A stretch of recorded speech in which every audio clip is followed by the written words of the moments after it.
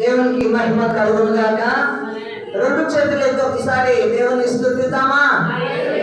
ఎంతమంది ఆనందిస్తున్నారు దేవుని సముఖంలో? హల్లెలూయా, హల్లెలూయా. దేవునికి మహిమ కలుగును గాక. ప్రార్థన చేసుకుందాం. మహోన్నతుడా, సర్వశక్తిమంతుడా, సర్వాధికారి అయ్యా, నీ పాదములకు వందనాలు, స్తోత్రములు చెల్లిస్తున్నాం. నీ కృప, నీ కనికరం ఈ మట్టుకు ఉంచినందుకు స్తోత్రమయ్యా.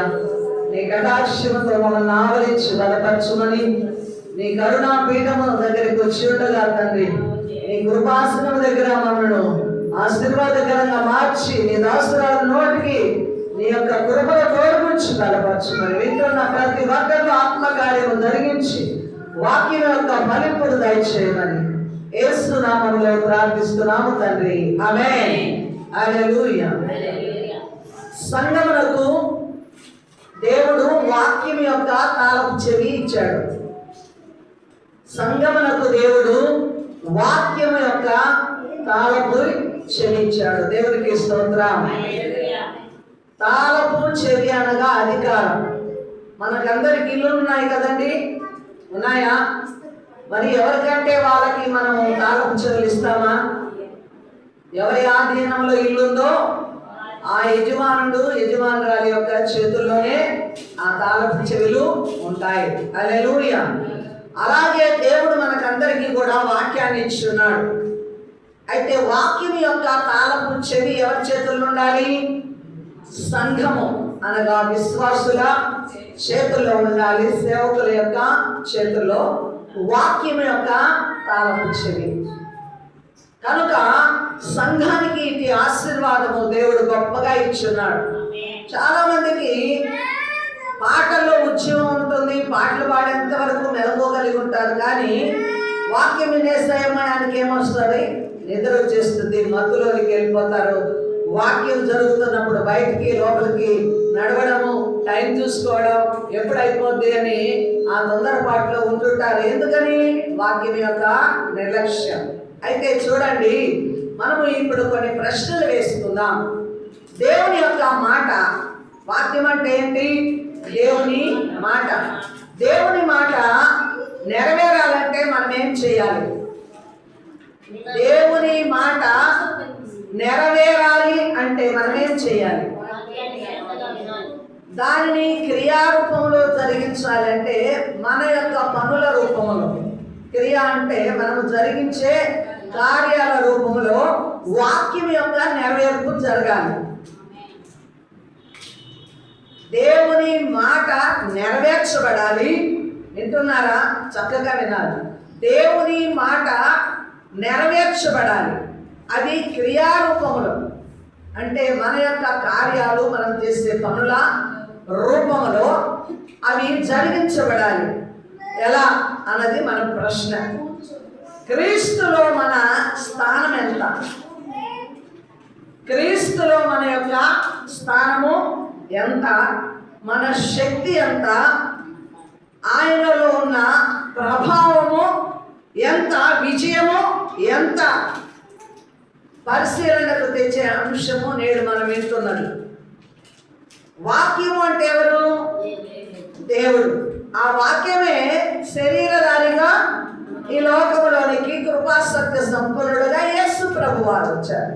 ఇప్పుడు వాక్యం అంటే ఎవరు? యేసు ప్రభువారు. అంటే వాక్యములో మన శక్తి ఎంత? వాక్యం అంటే క్రీస్తు అనుకున్నాము. క్రీస్తులో మన శక్తి ఎంత? వాక్యములో మన శక్తి ఎంత? వాక్యములో మన సామర్థ్యము ఎంత? వాక్యములో మన విజయము ఎంత? ఈ ప్రశ్నలు ఈ వాక్యం వింటున్నప్పుడు మనకు రావాలి, మన మనస్సులో వెళ్ళాలి. ఆమేన్, హల్లెలూయా. చూడండి, దేవుని మాట నెరవేర్చబడుతుందా? మన చింతలలో నెరవేర్చబడుతుందా దేవుని మాట? అది క్రియారూపంలో కూడా నెరవేర్చబడుతుందా? క్రియారూపంలో మనము జరిగించే పనులలో నెరవేర్చబడుతుందా? వాక్యం యొక్క శక్తి మనలో ఉందా? వాక్యం యొక్క ప్రభావం మనలో ఉందా?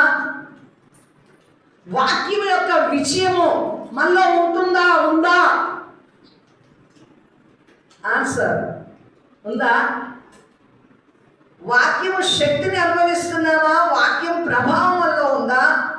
వాక్యం యొక్క విజయం కూడా మనలో ఉందా? ప్రశ్న వేసుకుందాం. వాక్యం అనగా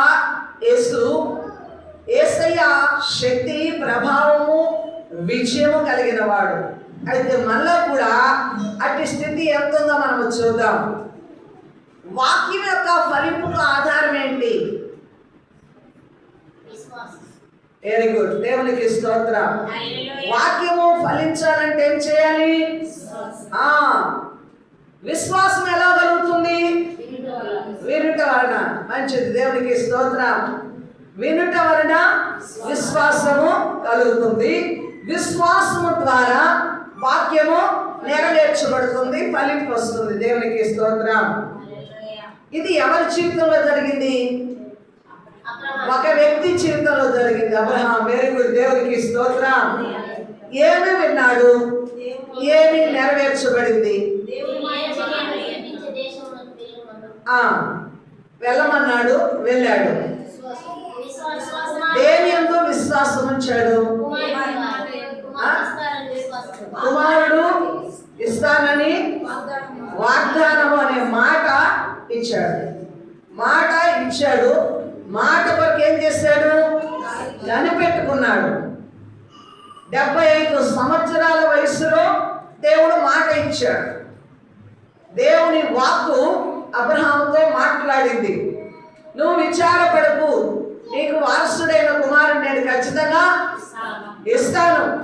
నువ్వు లెక్కించలేవు నీ సంతానాన్ని.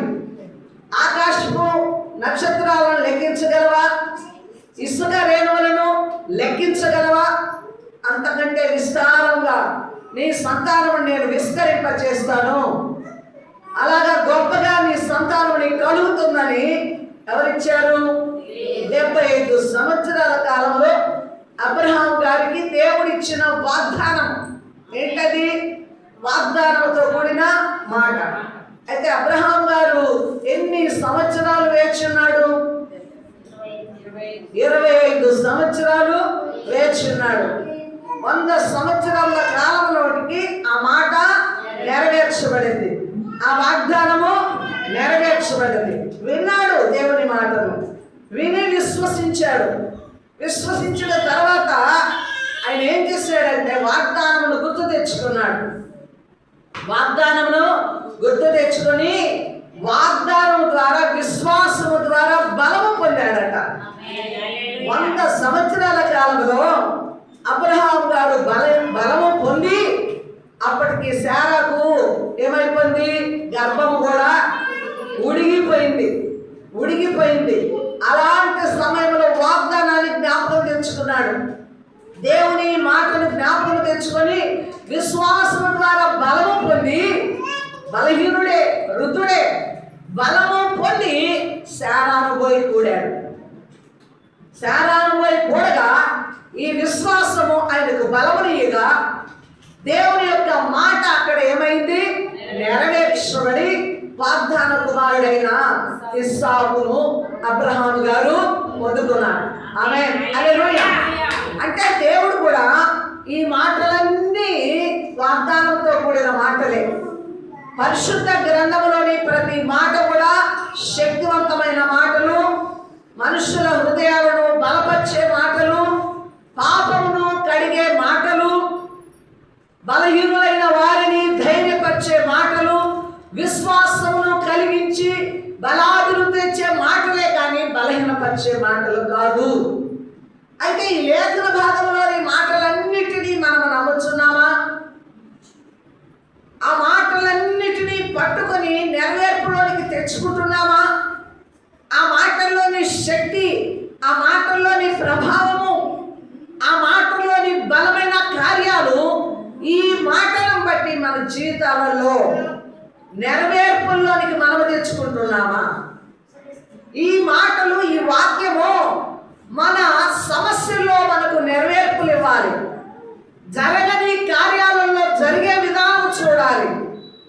మన బలహీనతలో దేవుడు మనల్ని బలపరిచే ఆ శక్తిని ఈ వాక్యం ద్వారా మనం పొందుకోవాలి. అందుకే మనం చదువుకున్నాం కదా మత్తయి సువార్త 21వ అధ్యాయము 18 నుంచి 22 వచనాల వరకు గమనిస్తే యేసు ప్రభువారు అంజూరపు చెట్టును శపించడం చూస్తాం.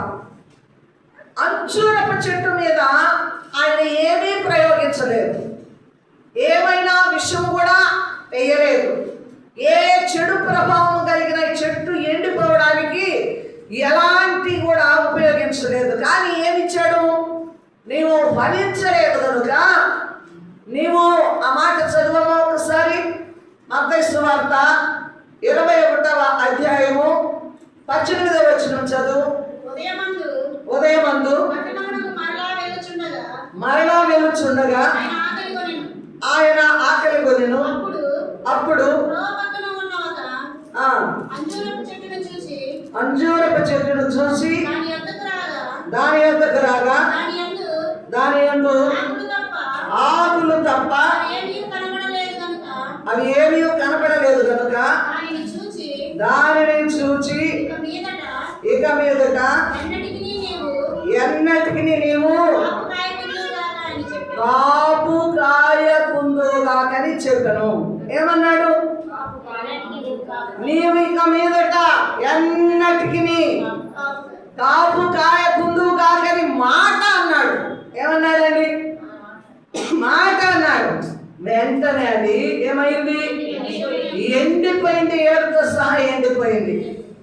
మరలా వాళ్ళు ఆ మార్గం కూడా మరుసటి రోజు వస్తూ చూసినప్పుడు, అయ్యా నువ్వు నిన్న శపించావు, ఈ చెట్టు బుద్ధిగా ఎండిపోయింది అన్నప్పుడు యేసు ప్రభువారు వారితో మాట అంటున్నాడు. ఏమంటున్నాడంటే, మీరు విశ్వాసం ఉంచితే, మీలో సందేహము లేకుండా మీరు విశ్వాసము గలవారైతే, ఇదిగో మీ ఎదుట ఉంది కదా ఈ కొండ ఎత్తి వేయబడి సముద్రంలో పడును గాక అని మీరు విశ్వాసంతో పలికితే ఏం జరుగుతుందంట? ఈ కొండ వెళ్ళి ఆ సముద్రంలో పడిపోతుంది. ఆమేన్. ఎవరితో చెప్పారన్నమాట? ఎవరితో చెప్పారన్నమాట? శిష్యులతో చెప్పాడు. శిష్యులతో చెప్పాడు. అంటే మీరు ఉండాల్సింది ఏంటి? విశ్వాసంతో కూడిన పలుకు. ఈ కొండ వెళ్ళి ఎత్తబడి అదే దానంతట అదే ఎక్కడ పోయి పడాలా? సముద్రంలో పడాలా. ఆమేన్. హల్లెలూయా. యేసు ప్రభువారు మాటలో శక్తి ఉంది. దేవుడే వాక్యము, ఆ వాక్యమే శరీరాలుగా యేసు ప్రభు ఉన్నాడు. ఇప్పుడు మన చేతిలో ఉన్న పరిశుద్ధ గ్రంథంలోని వాక్యం కూడా ఏమైంది? శక్తి కలిగింది. హల్లెలూయా, హల్లెలూయా. ఈ శక్తి కలిగిన వాక్కును, ఈ శక్తి కలిగిన వాగ్దానాలను మన చేతుల్లోనికి, మన తాళపు చెవులుగా మనం అధికారంలోనికి తెచ్చుకోవాలి. ఆ వాక్కు యొక్క అధికారం మనకు కలగాల. ఆమేన్. హల్లెలూయా. గెరాసేనుల పట్టణంలోనికి వస్తున్నాడు. పిల్లల వైపు చూడకూడదు, వాక్యం వైపు శ్రద్ధ పెట్టండి. వస్తున్నప్పుడు అపవిత్రాత్మలతో బంధింపబడి తనను తాను గాయపరుచుకుంటున్న వాడు యేసు ప్రభువారు ఒక మాట పలకగానే ఏమన్నా 2000 దెయ్యములు పోయి పందుల గుంపులోకి వెళ్ళిపోయాయి. హల్లెలూయా. ఆ పందులు ఎక్కడ పడ్డాయి? ఎక్కడ పడ్డాయి? సముద్రంలో వాటంతటా పోయి పందుల గుంపంతా కూడా 2000 పందుల గుంపు పోయి సముద్రంలో పడ్డాయి. యేసు ప్రభు మాట మాత్రమే మాట్లాడాడు. దేవునికి స్తోత్రం. హల్లెలూయా. ఇంకా చూడండి, శృంగారమును దేవాలయం మీదకి ఎక్కి వెళ్తున్నారు. ఎవరెవరు? పేతురు, యోహాను. మధ్యాహ్నం 3 గంటలప్పుడు ప్రార్థనా సమయం వారికి. అక్కడ పుట్టుకతో ఉన్న కుంటివాడు భిక్ష అడుక్కుంటున్నాడు. ఈ యొక్క పేతురు, యోహాను కూడా ఏమైనా చేస్తారేమోనని ఎదురు చూస్తూ వారి వైపు కన్నులెత్తి చూసినప్పుడు పేతురు, యోహాను ఏమంటున్నారు? నీకు ఇవ్వడానికి వెండి లేదు, బంగారం లేదు, కాసులు లేవు, మా దగ్గర ఉన్నది ఒక్కటి. హల్లెలూయా. ఏంటది? యేసు నామము. ఆమేన్. హల్లెలూయా. యేసు నామములో నువ్వు లేచి నడు. బిగ్గరగా వారు పలికారు. ఆమేన్. ముట్టల, ప్రార్థించల, పాపములు క్షమించల, వ్యాధులు పోవాలని ప్రార్థించలేదు శిష్యులు. ఏమని? యేసు నామములో గొప్ప పలుకుతో లేచి నడువు. హల్లెలూయా. యేసు నామములోని అధికారమును అక్కడ ఉపయోగించారంటే వారిలో ఉన్న విశ్వాసం యొక్క పలుకు యొక్క అధికారం అనే తాళపు చెవితో ఏం చేశారు? ఆ కుంటి వానికి కాళ్ళు ఇచ్చారు. చెప్పండి, కొట్టావా? కొట్టావా? చెప్పట్లు. హల్లెలూయా, హల్లెలూయా. అంటే వాక్యం వింటున్నాము, విడిచిపెడుతున్నాం. వాక్యం వింటున్న మనలో వాక్యం యొక్క అధికారపు చెవి, తాళపు చెవి మన చేతుల్లోనికి రావాలా? తాళము వేయడానికి, తీయడానికి, బంధించడానికి, విప్పడానికి ఎలాగైతే తాళాన్ని మనం ఉపయోగిస్తామో ఈ వాక్యము కూడా అనేకమైన వాటిని బంధించడానికి, విప్పడానికి ఏమై ఉన్నది? బలమైన ఆధారమై ఉన్నది. దేవునికి స్తోత్రం. హల్లెలూయా. మీరు ఈ కొండ వెళ్ళి సముద్రంలో పడును గాక. ఏమన్నారా? గాక అంటే జరిగిపోతుంది. దేవునికి స్తోత్రం. ఈ గాక అన్న పదానికి చాలా మంది విశ్వాసుల్లో కూడా ఏమనిపిస్తుంది అంటే గాక అని పలుకుతున్నారు. మీరు పలకూడదు. గాక అని ఎవరు పలకూడదు. హల్లెలూయా. అది దేవునికి ఒక్కడికే సొంతం. మనుషులమైన మనము ప్రతిదానికి గాక గాక గాక అని పలకడం అధికారం మనకు లేదని చాలా మంది నిరుత్సాహపరుస్తూ ఉంటారు. దేవునికి స్తోత్రం. అయితే నిరుత్సాహపడకుండా, బలహీనతలకు మనము తావివ్వకుండా మనము గాక అని పలుకుతున్నామంటే దేవుని నామములో ఆ శక్తిని, ఆ విశ్వాసమును, ఆ బలాన్ని మనం పలికినప్పుడు అది అవును గాక అని దేవదూతలు బలపరిచినప్పుడు ఆ కార్యం జరుగుతుంది. దేవునికి స్తోత్రం. ఇలాంటి బలహీనపరిచే వాళ్ళు ఎవరండి? బలము లేని విశ్వాసులు. పేరుకి విశ్వాసులే, పేరుకు సంఘములో ఉన్నవారే, పేరుకు ప్రార్థనా పరులే. ఆ గాక అన్న శబ్దములో వారికి శక్తి అర్థం కాకుంది. చూడండి, బోయసు పొలంలోనికి రూతు వెళ్ళినప్పుడు రూతును ఎవరు దీవించారు? బోయసు గారు గాక గాక అని పలికారు. రూతు గ్రంథములు మీరు చదవండి. దేవునికి స్తోత్రం. అంటే దీవించబడిన వారిని, ఆశీర్వదించబడిన వారిని, ఇతరులను ఆశీర్వదించడానికి మన నాలుక పని చేయాలి. నువ్వు విశ్వాసంతో నీ ఎదుటి వారిని దీవించడానికి నీ నాలుక వాడాలి. నీలో ఉన్న శబ్దాన్ని, నీ మాటను ఆశీర్వాదకరంగా వాడాలి. స్వస్థత కలుగునుగాక, నెమ్మది కలుగునుగాక, క్షేమము కలుగునుగాక, ఆశీర్వాదము కలుగునుగాక, దీవెన కలుగునుగాక అన్న పదములో దేవుని నామములో నీవు బిడ్డలను ఆశీర్వదిస్తున్నావు. ఆమేన్. యాజకులు పాత నిబంధన గ్రంథములో సంఘమును ఏం చేసేవారు? వారు దీవించేవారు. హల్లెలూయా. మీరు ఆశీర్వాదము నందుదురుగాక. ఇప్పుడు క్రొత్త నిబంధనలో ప్రతి విశ్వాసి కూడా యాజకుడై ఉన్నారు, యాజకురాలమై ఉన్నాము. కాబట్టి విశ్వాసముతో పలకవలసిన పలుకును నువ్వు బంధించుకోగాకు. నీ విశ్వాసముతో పలికితే దేవుడు ఆమేన్ అని ముద్ర వేస్తాడు. దేవునికి స్తుతి కలుగునుగాక. అంటే మన ఎదుట కొండ లాంటి సమస్యలు ఉన్నాయి. చూడండి, నువ్వు దాటి వెళ్ళలేని సమస్యలు ఉన్నాయి. అయ్యో, ఈ సమస్య కొండలాగా ఉంది, పర్వతంలాగా ఉంది, దీనిలో ఒక్క రాయి కూడా నేను తీయలేదు, దీన్ని ఇంచ కూడా కదిలించలేదని నువ్వు అనుకున్నట్టయితే ఆ సమస్యగానే ఉండిపోతుంది. ఆ భారముగానే ఉండిపోతుంది. ఆ రోగముగానే ఉండిపోతుంది. ఒక్క శబ్దముతో నీవు దేవుని వాక్యాన్ని గుర్తు తెచ్చుకొని, దేవుని యొక్క శక్తిని గుర్తు తెచ్చుకొని తెచ్చుకొని ఓ సమస్య నువ్వు నా ఎదుట ఉండలేవు. హల్లెలూయా. ఓ జెరుబాబెలు ఎదుట నీవు ఏ మాత్రము నువ్వు నిలవబడలేవు. చదును భూమిగా నీవు మార్చబడదు. దేవునికి స్తోత్రం, స్తోత్రం, స్తోత్రం. అంటే మనము పలుకులోనికి ఏమి రావాలా? విశ్వాసము స్థాయి రావాలా. అప్పుడు నీ ఇంట్లో సమస్యలు, నీ ఒంటిలో సమస్యలు, నీ ఆర్థిక భారము, నీ కుటుంబ భారము నీతో నడవనే నడవదు. ఆమేన్. దేవునికి స్తోత్రము కలుగును గాక. నువ్వే ఒక బలము, నువ్వే ఒక శక్తి, నీవే పెద్ద పర్వతాన్ని కొండని, అంత పవర్ నీకు దేవుడు ఇచ్చాడు. దేవుడు ఆత్మబలము, ఆత్మశక్తి, వాక్యము, కోట్ల విలువ కలిగిన సంపద నీలో ఉంది. మనం ఏమనుకుంటాము?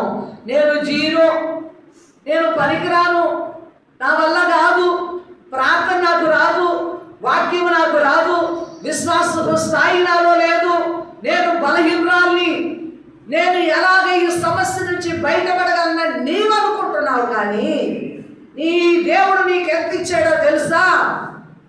కోట్ల సంపద కంటే బలమైన కొండలను పెకిలించగలిగిన విశ్వాసమును, కొండలను తల్ల క్రిందులు దాటించగలిగిన విశ్వాసమును దేవుడు నీలో నింపాడు. చప్పట్లు కొట్టావా? హల్లెలూయా, హల్లెలూయా.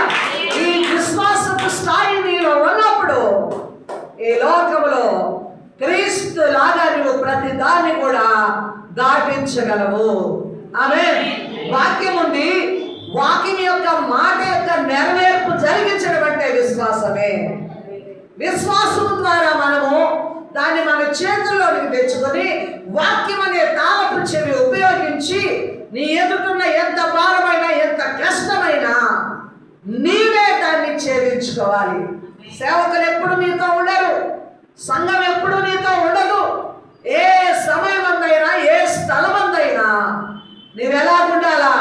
శక్తివంతముగా దేన్నైనా ఎదిరించగలిగిన మహిమతో నీడుకోవాలా. దేవునికి స్తోత్రం, స్తోత్రం, స్తోత్రం. హల్లెలూయా. అయితే వాక్యాన్ని, విశ్వాసాన్ని పెడదారి పట్టించేది ఎవరు తెలుసా? ఎవరండి? అపవాది.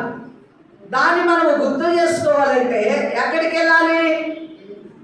ఎక్కడికి వెళ్ళాలి? ఏదేను తోటలోనికి వెళ్ళాలా? హల్లెలూయా. మీకు వాక్యం చాలా అర్థమవుతుంది. దేవునికి స్తోత్రం. ఏదేను తోటలో దేవుని మాటను పెడదారి పట్టించింది ఎక్కడ? అవ్వ దగ్గర. ఎట్లా పెడదారి పట్టించింది? దేవుడు ఏమని మాట ఇచ్చాడు అవ్వకి? ఆదాముకి ఏమని మాట ఇచ్చాడు? తోట చెట్ల ఫలములు అన్నీ తినండి, కానీ ఈ చెట్టు ఫలాన్ని మీరు, అది ఎవరి మాట? దేవుని మాట. మెల్లగా ఎవరు వచ్చారు? సాతాను వచ్చింది. ఒంటరిగా ఉన్న అవ్వ దగ్గరికి వచ్చి, ఇది నిజమా? ఈ పండు తినవద్దు అనినా? అంటే దేవుడు చెప్పిన మాటను ఏం చేస్తుంది? అక్కడ తారుమారు చేస్తుంది. అర్థమైందా? పెడదారి పట్టించేస్తుంది. వెంటనే ఇక్కడ ప్రశ్న వచ్చేసింది. ఇది నిజమా అన్నప్పుడు అవలోకి ఏమొచ్చింది? ప్రశ్న వచ్చేసింది, ఆలోచన వచ్చేసింది. దాన్ని అదునుగా తీసుకొని ఏమని చెప్పింది?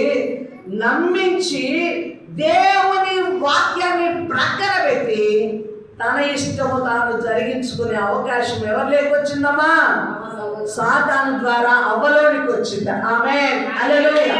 యేసయ్య చెప్తున్నాడు, మీ మనుషులుగా మీకు ఎన్ని రోగాలు ఉన్నాయో అతడు పొందిన దెబ్బల ద్వారా మనకు స్వస్థత. యేసయ్య ఎన్ని దెబ్బలు తిన్నాడు? ఒకటి తక్కువ 40 దెబ్బలు. ఇక్కడ మరి శాస్త్రవేత్తలు కూడా, ఆ సైంటిస్టులు కూడా, డాక్టర్స్ కూడా పరిశోధనలు గావించినప్పుడు ముఖ్యమైన రోగాలు మనిషిలో 39 రోగాలు ఉన్నాయట. మనకు స్వస్థతనివ్వడానికి యేసయ్య ఏం పొందాడు? దెబ్బలు తిన్నాడు. ఆమేన్. ఆయన పొందిన దెబ్బల ద్వారా స్వస్థత అన్న మాట వాగ్దానము మనకుంది.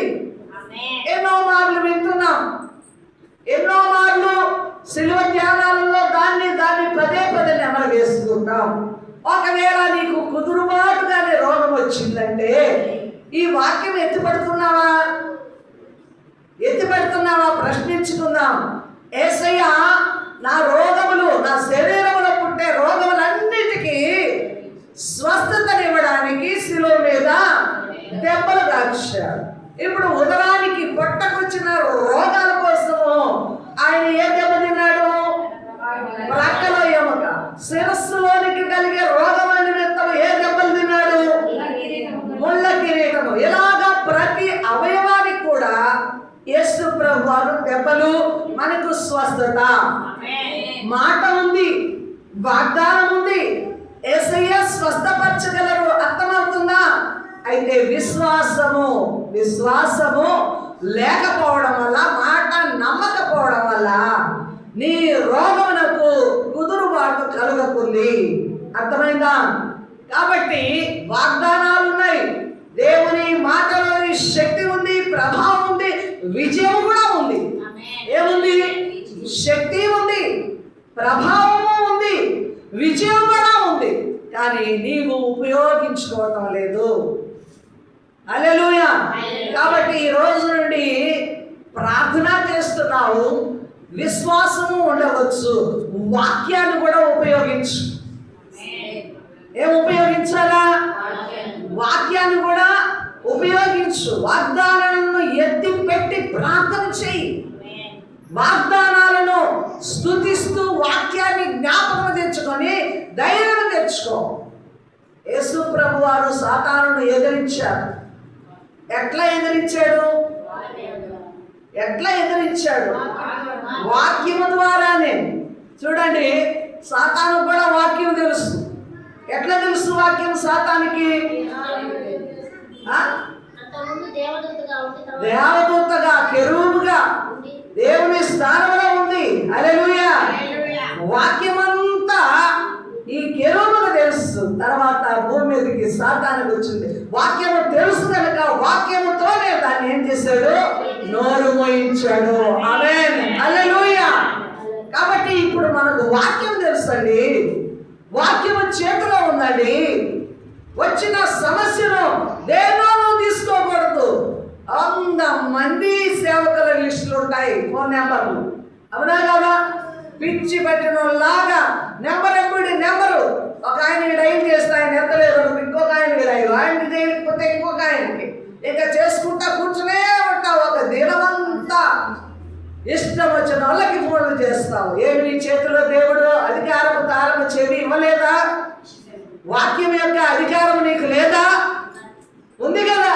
విశ్వాసము నీలో లేదా? ఇన్ని సంవత్సరాలు వాక్యం వింటున్నావు, క్రీస్తు రక్తంతో కడగబడ్డావు, క్రీస్తు మీదుగా ఏర్పరచబడ్డావు, వారసుని హక్కు వచ్చింది, అధికారం వచ్చింది. అప్పుడు ఆయన అధికారం ఇచ్చినప్పుడు అవన్నీ ఎందుకు నువ్వు ఉపయోగించుకోలేక అజ్ఞానంలో వెళ్ళిపోతున్నావు? దేవుని ప్రియమైన బిడ్డలారా, విశ్వాసమును ఆధారం చేసుకుందాం, వాక్యమును ఆధారం చేసుకుందాం. ఈ పరిశుద్ధ గ్రంథంలోని ప్రతి మాట మన బ్రతుకును మారుస్తుంది, ప్రతి బలహీనతలో మనకు ధైర్యం ఇస్తుంది, ప్రతి సమస్యలో ఓటమి లేకుండా విజయ పరంపరలో వెళ్ళిపోతావు. అలల మీద నడిచిన యేసయ్య నీ కూడా పొంగుతున్న అలలు సమస్యల మీద నువ్వు నడవగలవు. విశ్వాసముతో నడవగలవు. దేవునికి స్తోత్రం. విశ్వాసులకి సమస్యలు ఎక్కడుండాలంట? ఎక్కడుండాలి? చాలా సార్లు చెప్పాను. ఎక్కడుండాలా? మన పాదముల కింద సమస్యను తొక్కాలి, సమస్య పైన నీవు నిలవాలి. అర్థమైందా? సమస్యలు మన వల్ల అంచివేయకూడదు, సమస్యలు మన విశ్వాసాన్ని భద్రం చేయకూడదు, సమస్యలు మన భక్తిని పెడదారి మళ్లించకూడదు, అలిగే పద్ధతిలోనికి వెళ్ళకూడదు, దేవుని మీద మందిరాలను మారుకునే పద్ధతిలోనికి వెళ్ళకూడదు, ఏమి చేశాడన్నా నిందించే స్థాయిలోనికి వెళ్ళకూడదు. నీలో విశ్వాసం ఉంటే, వాక్యం యొక్క శక్తి నీలో ఉంటే, నీ పాదముల కింద సమస్యలు తొక్కు.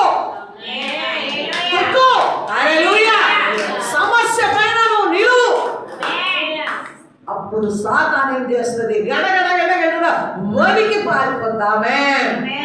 ఆమె మన దేవుడు రోషము కలిగిన దేవుడు. దేవుడికి స్తోత్రం, స్తోత్రం, స్తోత్రం. మీరు ఒక చిన్న పనైనా ఏ పనైనా యేసు నామములో అనుకోండి, ఎంత శక్తి వచ్చేస్తుందో. దేవుడికి స్తోత్రం. నేను ఈ పక్కన ఉన్న తోట బాగా బలిచిపోయినాయి, చెట్లు ఖర్జూర మండలు బలిచిపోయినాయి.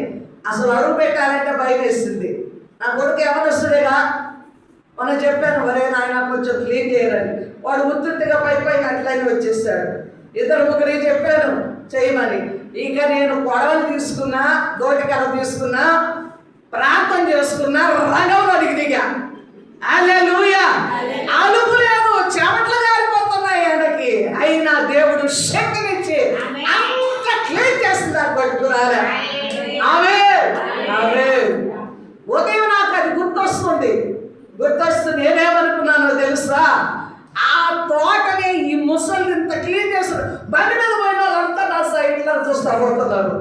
ఏంటి శివంగిలాగా ఈ చెట్లు ఎంతగా నడుగుతుంది అని ఆశ్చర్యంగా చూస్తున్నారు వాళ్ళు. ఏంది వీళ్ళు ఇట్లా చూస్తున్నారు అనుకుని, ఓహో నా పనిలో నేను లేవైపోయా. ఉదయమే వంట చేసుకుంటే గుర్తు వస్తుంది. ఏమై వస్తుందంటే ఆ తోటని, ఆ మొల్ల తప్పుల్ని అంతగా ఓడించి చిత్తుశతం చేసి మంచిగా తీర్చుకున్నానే. నా సంఘం మీద వచ్చే సాతాను దాడిని కూడా ప్రార్థన బలంతో దీన్ని ఇలాగే ఓడించాలేసయ్యా. నా మీద శక్తి నింపేసయ్యా. నాలో ప్రార్థన బలము నింపయ్యా. సాతాను ఎక్కడెక్కడ సంఘములో దాడి చేస్తుందో, ఏ మూల మూల దాని క్రియలు జరుగుతున్నాయో దాన్ని ఇలాగే నేను కూడా ఛేదించాలన్న రాష్ట్రం నాలోకి వచ్చింది. ఆమేన్, ఆమేన్, హల్లెలూయా. దేవుడు కృప కలిగిన దేవుడు. దేనికైనా మనలో ఉన్న మనోబలం గొప్పది. ఎందుకు చెప్తున్నానంటే నేనేం పెద్ద తోటనని కాదు. మనోబలం, ఓడిపోతున్నాను, ఇంకా కుదరదు, నా వల్ల కాదు, నాకు బ్రతుకు లేదు, నా వల్ల ఏమీ కాదు, నేను ఈ కుటుంబంలో ఉండలేను, ఈ బ్రతుకు ఎడవలేను, నాకు కాదయ్యా అని నువ్వు దాన్ని ప్రక్కన పెడుతున్నావేమో. దేవుని యొక్క వాక్యాన్ని, దేవుని యొక్క శక్తిని, దేవుని యొక్క నామములోని పవర్ను తెచ్చుకో. ఆమేన్, హల్లెలూయా. ప్రార్థన బలముతో నింపుకో. వాక్యం యొక్క విశ్వాసంతో దాన్ని ఎదురించు. అప్పుడు లేస్తావు నువ్వు. హల్లెలూయా. ఊపిరినిస్తాడు, లేపుతాడు, నిలబెడతాడు, ధైర్యపరుస్తాడు, నీ కుటుంబాన్ని కాపాడు. అదే ఓటమిలో నువ్వు ఘనమైన విజయాన్ని పొందుకుంటావు. చదవకుండా ఘనమైన విజయం, ఘనమైన విజయం, ఘనమైన విజయాన్ని పొందుకుంటావు. Thank you father Jesus. Hallelujah, hallelujah, hallelujah. కృప కలిగిన దేవుని ఎవరు ఆశ్రయించిన ఓటమి పాలు కానివాడు. ఆయన విజయముతో నడిచిన వాడు. ఆమేన్. ఆయనని చేయి పట్టుకుంటాడు. ఆయన నీ హృదయం యొక్క ద్వారములలో నిలిచి నిన్ను దిట్టపరుస్తాడు. దేవునికి స్తోత్రం, హల్లెలూయా. కాబట్టి ఇక్కడ మనము గమనిస్తే కొలస్సీలకు రాసిన పత్రిక 1వ అధ్యాయము, అంతకంటే ముందుగా లూకాసు వార్త 1వ అధ్యాయం 37వ వచనం చూద్దాం. లూకాసు వార్త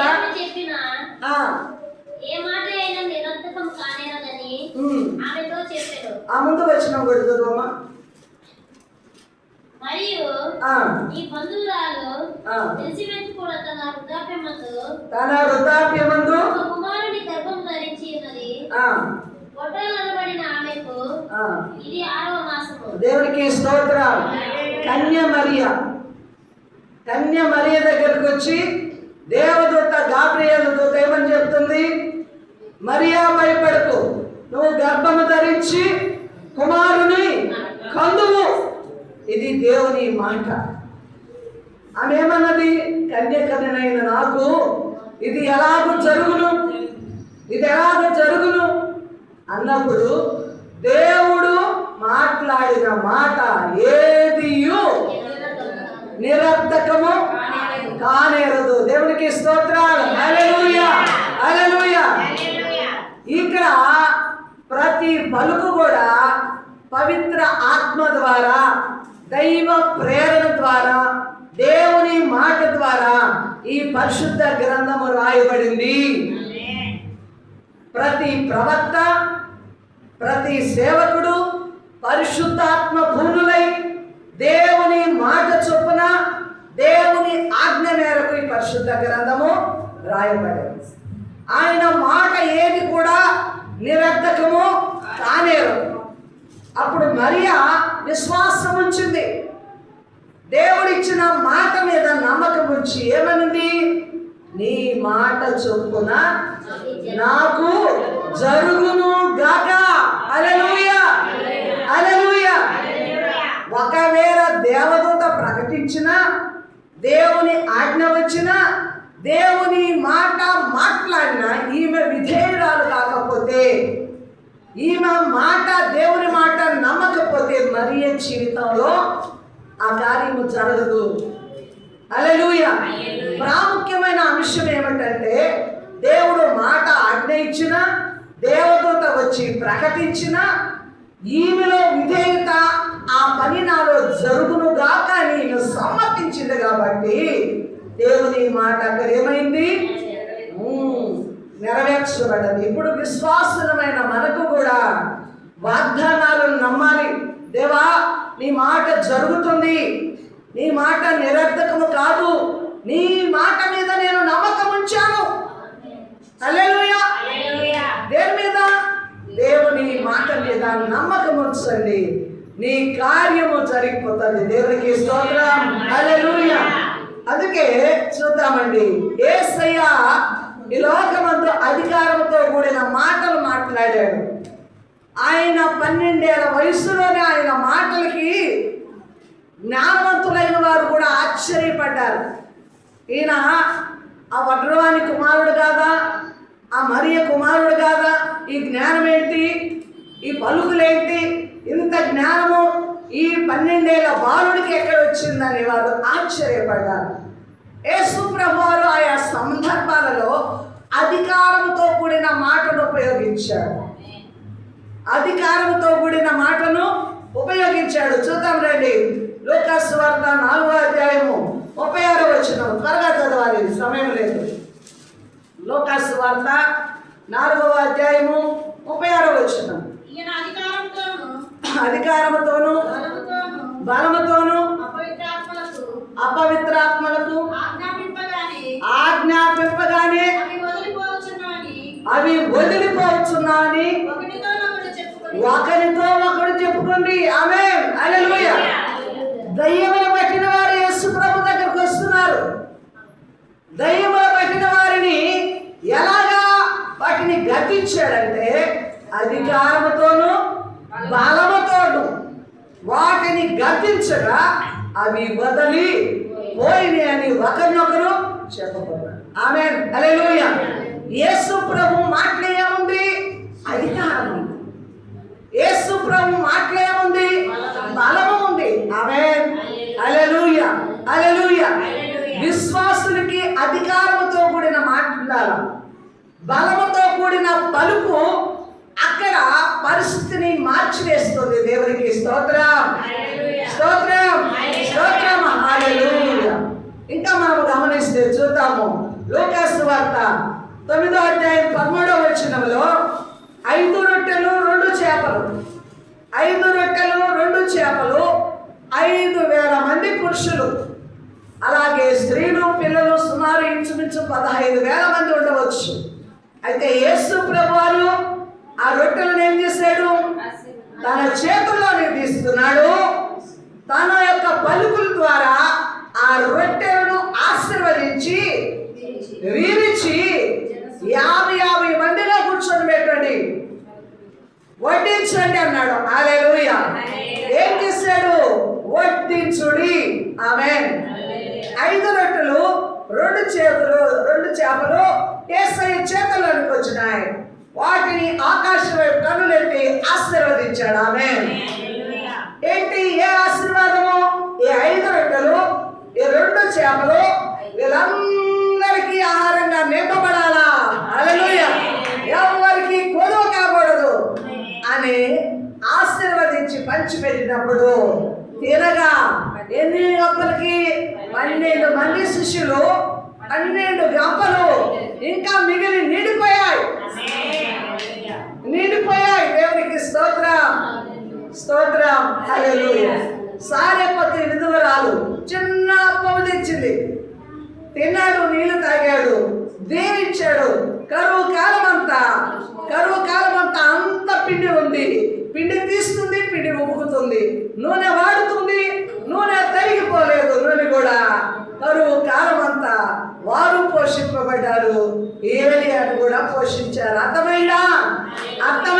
దేవునికి స్తోత్రం. ఓ విశ్వాసి, నీ కుటుంబాన్ని నువ్వు దీవించు, నీ బిడ్డలను బ్లెస్ చేయి. నువ్వు ఆశీర్వాదములకు కర్తమై ఉన్నావు. ఉదయం లేచి చిరాకులు పరాకులు నువ్వు నాశనపోయిపోవాలని దొప్ప దిగాల, నీ తాడు ఇరిగిపోవాలా అని నీ శపించకూడదు. ఆమేన్.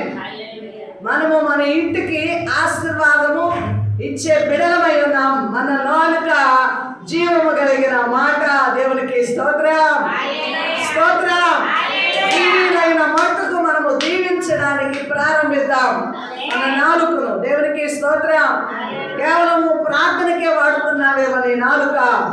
ఇక మీదట దేనికి దీవించడానికి, ఆశీర్వదించడానికి, ఇతరులకు మేలుకరంగా విశ్వాసి యొక్క నాలుక వాడబడాలి. విశ్వాసి యొక్క నాలుక వాడబడాలి. దేవునికి స్తోత్రం. విశ్వాసములతో పలికితే ఆ పలుకు దీవించబడుతుంది. దేవునికి స్తోత్రం. మీరు ప్రార్థన చేస్తుంటారు, మా అమ్మగారు మా ఎవరింట్లో కాలు పెడితే ఆ ఇంటికి ఆశీర్వాదం వస్తుంది అన్నారు. ఏంటి కారణం? ఎట్లా? మీరే చెప్తున్నారా? రుజువులు ఉన్నాయా మీరు ఆశీర్వదించబడ్డారని? అమ్మగారు వెళ్ళిన కుటుంబాలు ఆశీర్వదించబడ్డాయని రుజువులు ఉన్నాయా? మాట మాట్లాడుతున్నారా? రుజువులు ఉన్నాయి. హల్లెలూయా. రుజువులకు కారణం ఏమిటో తెలుసా? దేవుడు సేవా పిలుపులేనికి పిలుస్తున్నప్పుడే నాకు వాగ్దానం చేశాడు. దేవుడు స్తోత్రం. నువ్వు ఏ స్థలంలో అడుగు పెడతావో ఆ స్థలాన్ని నేను దీవిస్తాను. మీ ఇళ్ళలోకి వచ్చినప్పుడు, నేను అడుగు పెట్టినప్పుడు కూడా ఈ వాగ్దానాన్ని నేను ఎత్తిపెట్టి ప్రార్థన చేస్తానా లేదా?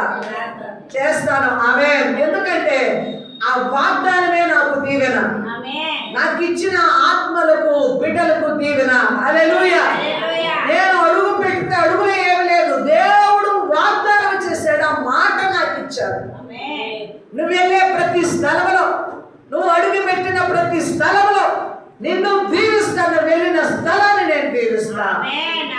ఇది యెహోషువకి ఇచ్చిన వాగ్దానము. సేవా పిలుపులోనికి వచ్చినప్పుడు నాకు ఇచ్చాడు. ఇప్పటికీ నేను మర్చిపోలేదు. ఆ వాగ్దానమును ఎత్తి పడుతున్నా. నేను బయలుదేరేటప్పుడు కూడా పలానా గృహంలోనికి వెళుతున్నాను, నాకు ఇచ్చిన వాగ్దానము నెరవేర్చు.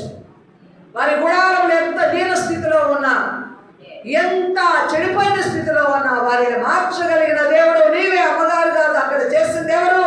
దేవాది దేవుడు. ఆమేన్. అమ్మని ఎత్తి పట్టకూడదు, అయ్యని ఎత్తి పట్టకూడదు. ఎవరు అక్కడ మహిమ?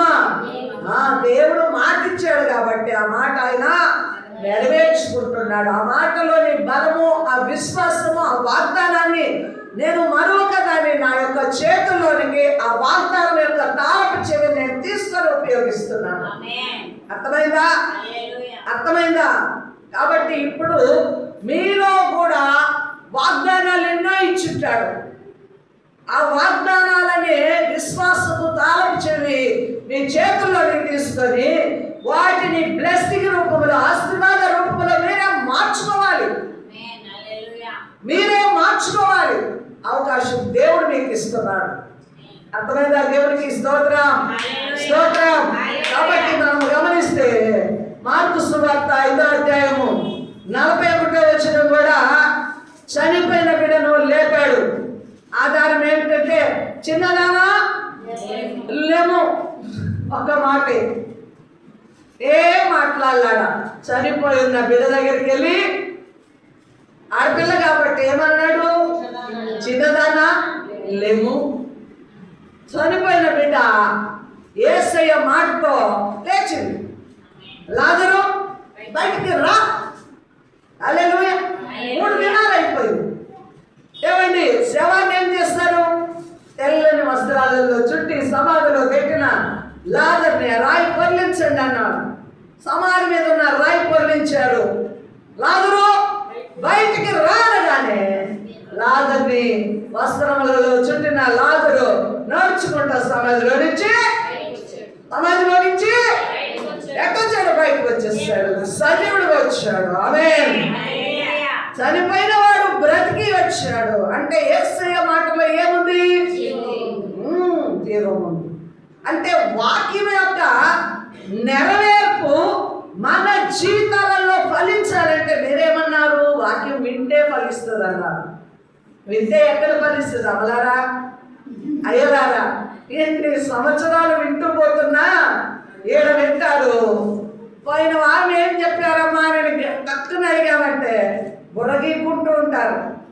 ఆ రోజేమో బ్రహ్మాండంగా విన్నారులే మా విశ్వాసులు, మాకెంతో ఉల్లాసం. అయ్యగారికి అమ్మగారికి అబ్బా నేను చెప్పిన వాక్యం బాగా విన్నారు, బాగా ప్రశ్నలు వేసి ఆన్సర్ ఇచ్చారు, ఎంత ఉల్లాసమో. కానీ తక్కువ ఏం చెప్పామంటే ఒక్కరు కూడా చెప్పలేరు. చెప్పగలరా? పోయిన వారం ఏం చెప్పాను,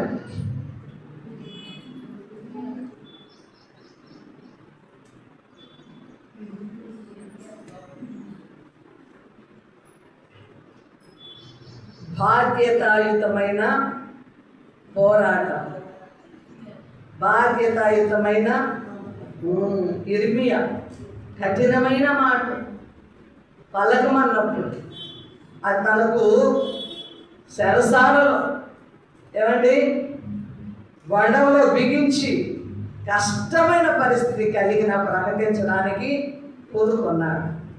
పౌలు గారిని, ఇర్మియా గారిని, అనేక మందిని. అంటే తక్కువ అడిగినప్పుడు ఏంటంటే దాన్ని జ్ఞాపకానికి తెచ్చుకోలేరు. కానీ చూడండి, విన్నారు కదా, వాక్యం విన్నప్పుడు మర్చిపోయారు కదా, మరి వాక్యం యొక్క నెరవేర్పు ఏడొస్తుంది మీకు? వస్తుందా? ఈ జీవితాలలో పోరాడాలి, దేవుడి పక్షాన బాధ్యతగా ఉండాలంటే వాక్యమే మర్చిపోయారు, ఇంకేం పోరాడతారు? విన్న వాక్యమే మర్చిపోయినప్పుడు ఏం పోరాడతారు? బిడలారా గమనించారు. ఈ వాక్యము బలమైనది, వాక్కు శక్తి కలిగినది. హల్లెలూయా. దేవుని ప్రభావం కలిగినది, మనకు విజయాన్ని ఇచ్చేది దేవుని వాక్యం. ఈ వాక్యము నెరవేర్చబడాలా? ఈ వాక్యమైన క్రీస్తులో మన శక్తి ఎంత, మన ప్రభావం ఎంత, మన విజయం ఎంత అన్నది సరి చేసుకోవడానికి ఈ వాక్యాన్ని నీవు ఎల్లప్పుడూ ఉపయోగించుకుంటూ ఉండాలి. సపోజ్ చెప్తాను, నేను ఇప్పుడు 60 సంవత్సరాల ఈడు ఉంది, బలహీనరాలైపోతున్నాను. మన రమణ అంటది, నీకేది ఈ శక్తి నాకు అర్థం కాలేదు, సేవకులు వచ్చిన ప్రార్థనలు జరిగిన బలిదురుతో పైకి కిందకి వంటలు స్పీడ్గా చేస్తావు, అసలు నీకు అలసట అనేది అనిపించదా అని అంటుంది. నా బలం ఏందో తెలుసా? ఏం చెప్పండి, ఏది నా బలం?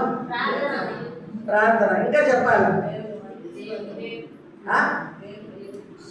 నా బలం ఏంటంటే వంట రూమ్లోకి వెళ్ళాను అనుకో, యేసయ్యా నన్ను బలపరచు.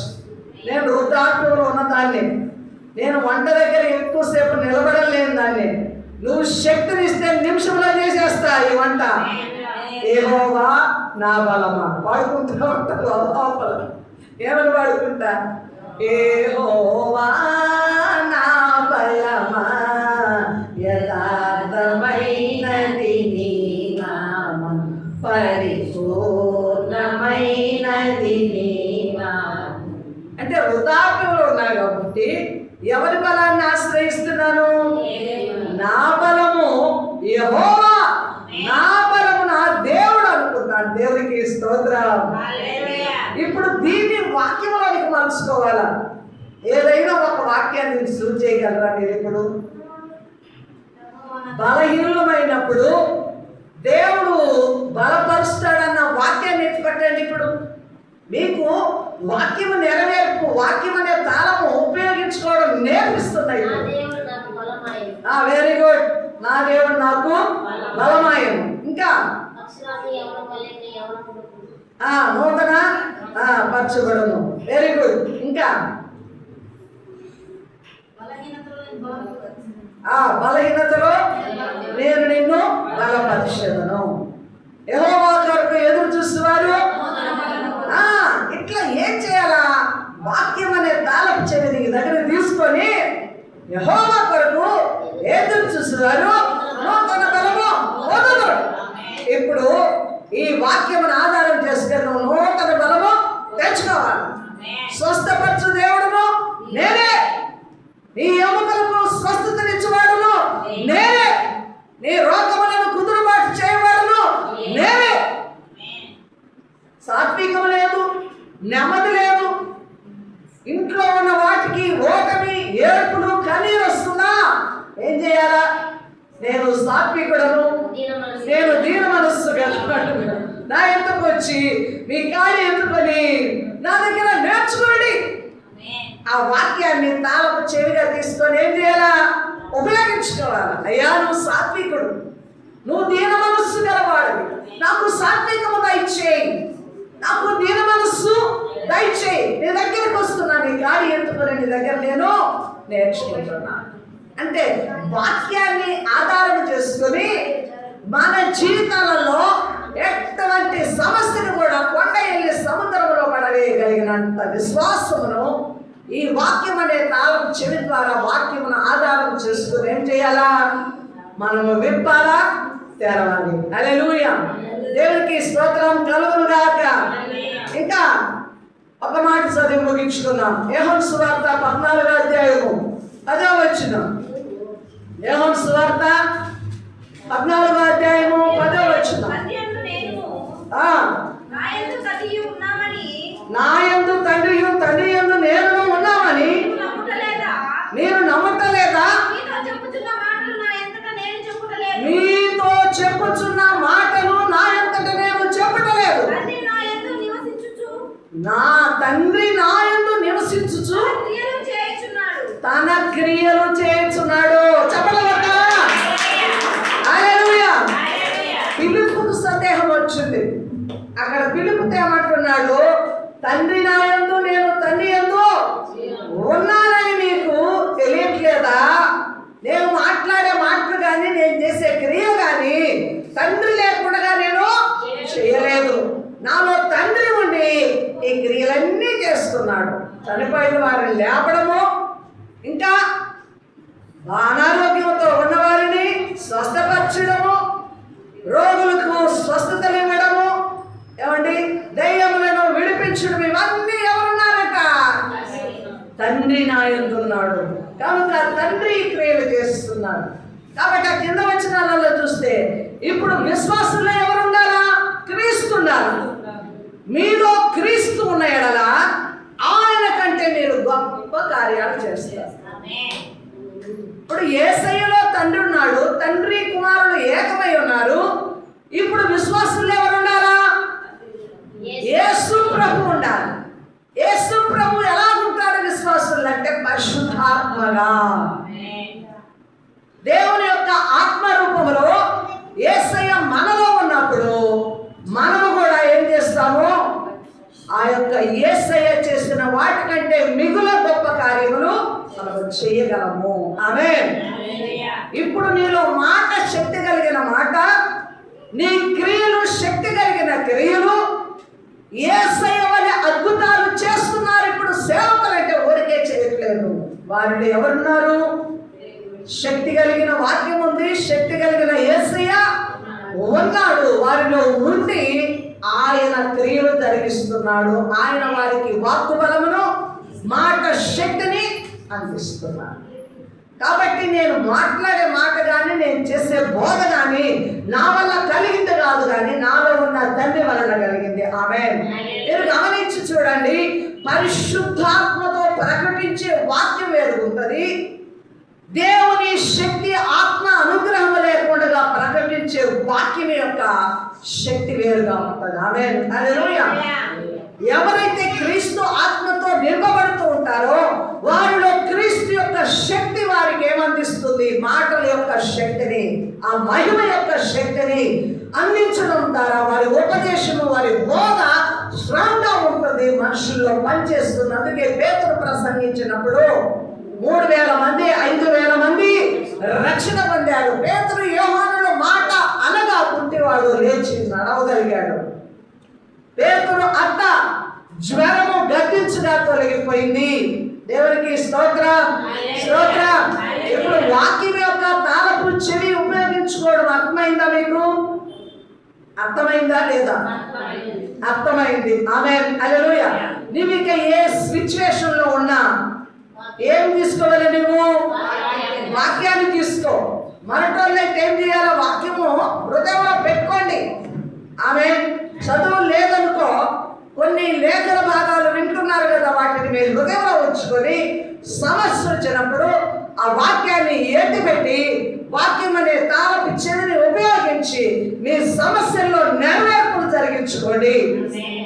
వాక్యం యొక్క నెరవేర్పు మన జీవితంలో క్రియారూపంలో, అంటే ఆ సమస్య నుంచి విడుదల పొందడం, అక్కడ విజయం పొందుకోవడం, అక్కడ శక్తిని ఉపయోగించడం, ఇవన్నీ క్రియారూపం.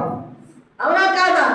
మనం చాలా మార్లు కూడా వీటిని ఉపయోగించి జయం పొందుకున్న వాళ్ళు ఉన్నాం, ఉపయోగించుకోలేక అపజయం పొందుకున్న వారు కూడా ఉన్నారు.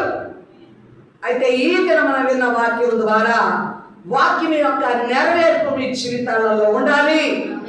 ఆ అధికారం యొక్క తాళపు చెవి మీరు ఉపయోగించాలి.